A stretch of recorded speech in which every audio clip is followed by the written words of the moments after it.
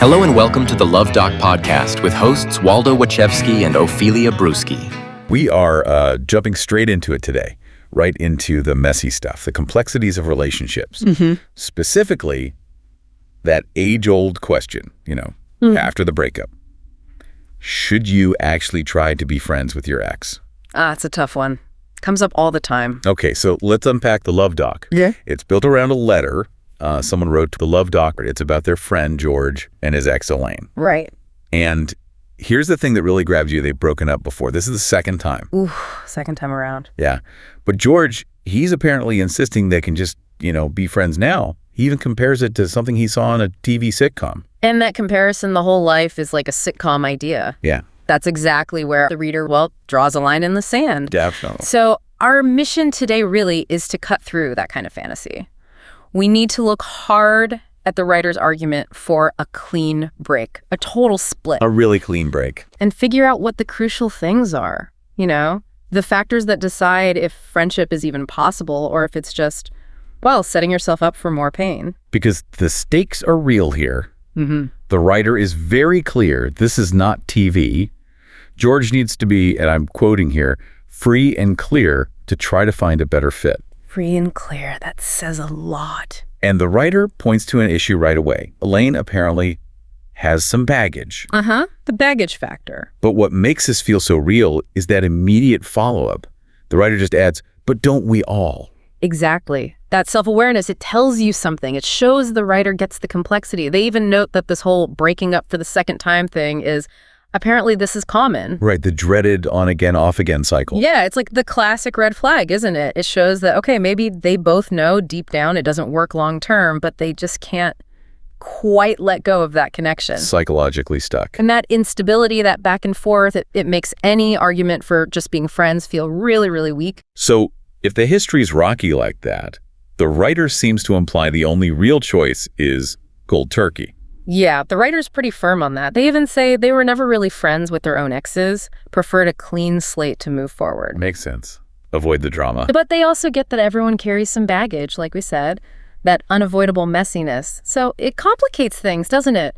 Where's the line between, normal human mess and an actual deal breaker that demands a total split? That's the million-dollar question. Well, the Luv Doc actually gives a surprisingly specific answer. There's one single factor that absolutely requires that total separation. It's not the history, not even the baggage, really. Okay. What is it? The non-negotiable condition, it's if George is still currently pining for his ex. Pining. Wow. Okay. So still holding on to those romantic feelings. Exactly that. If the romance isn't dead, then trying to be friends is it's a way to keep the door open, right? To stay close. Yeah, it stops you from actually healing or moving on. Totally. It's like self-inflicted torture, basically. Keeps George tied emotionally to someone he can't actually have the relationship he wants with. And the Luv Doc uses this amazing analogy to show just how intense this cold turkey needs to be. Oh, yeah. They say their own necessary cold turkey relationship, the thing they have to keep completely separate from. It's the Dallas Cowboys. The Dallas Cowboys. Okay, that's putting a sports team on the same level as a romantic breakup. Right. It defines cold turkey not just as, avoiding someone, but as a full psychological cutoff. An emotional amputation, almost. Wow. It definitely raises the stakes for George if he's still pining. This isn't just about unfollowing on social media, then. Not at all. It's about severing a deep loyalty. Okay, so pining means clean break. Got it. But what if you're not pining? What about that middle ground? If you're not friends, but you're not, actively longing for them, what does just being civil look like? Well, the writer gives an example from their own life. They weren't friends with exes, remember, but they described this moment of civility years later. It really helps draw the line between friendship and just navigating social situations. Ah, the Oktoberfest story. Yes, that's such a good illustration. Totally. Civility is situational. The writer bumps into an ex while out with his wife. They chat, even hung out for a bit and had a beer. But he's careful to point out the setting under a tent, Oompa band playing, loud, public. It made it appropriate. Right. The context provided a safe, non-romantic frame. Civility works for those temporary public encounters. Friendship, though, that needs trust, shared history. Yeah. It's deeper. But what's amazing is how fast the Luv Doc pivots from that little moment of social grace to this much trickier example of navigating cultural boundaries. Oh, yeah, the hook 'em horns incident. Exactly. Holy crap. You're psychotically obsessed with the Luv Doc, but can't think of a flashy gauche way to share your obsession with the world? Stop thinking and make a beeline for the Luv Doc's home sweet home on the interwebs, thepleasurecraft.com, where you can find a veritable treasure trove of sick merch that will make even your coolest friends super gel. Honestly, I don't know why you didn't already think of this yourself, but you're welcome. Have fun on the Pleasure Craft. It was made just for you. Let me spell it out for you one more time. www.thepleasurecraft.com. He sees the gesture for a Texas Longhorns win, mind you, but from his angle, in that crowd. He mistakes it for a Sig Hail. Yikes. Given the setting, maybe the beer. Yeah, easy mistake to make visually, but then he makes this dark joke to his wife, whispers something like, Jesus, it looks like we're at a Nazi rally. Oh, no. And then, to make his point, he repeats the gesture he just misidentified. Oh, that's bad. Really bad. And his wife's reaction is instant. Immediate shutdown. She tells him, flat out, these people don't know you're joking. Setting that hard boundary. And the Luv Doc gets it. He concludes, real Germans don't play with that shit, and has zero sense of humor when against the Nazi jokes. And the way the Luv Doc uses that extreme example, that massive social blunder, it really hammers home the relationship point, doesn't it? How so? Well, whether it's cultural trauma or old relationship wounds, the core thing is the same. What are you willing to forgive? That's what determines the health of this connection, friend or lover. I see. You have to know your boundaries, precisely. Because misjudging the line, like mistaking a college hand sign for something horrific, can be just as damaging relationally as misjudging how much distance you need from an ex. So it's not just etiquette. It's about a deeper calculus. Moral, emotional. What we can forgive. Exactly. The Luv Doc really digs into this with the sports analogies too. Allegiance, forgiveness. It becomes like this emotional test for friends. Right, starting with the Cowboys fans. Yeah, initially he says he can forgive friends who are Dallas Cowboys fans. Seems pretty trivial, right? Yeah. Just a team preference. You'd think so, but then the moral conflict hits.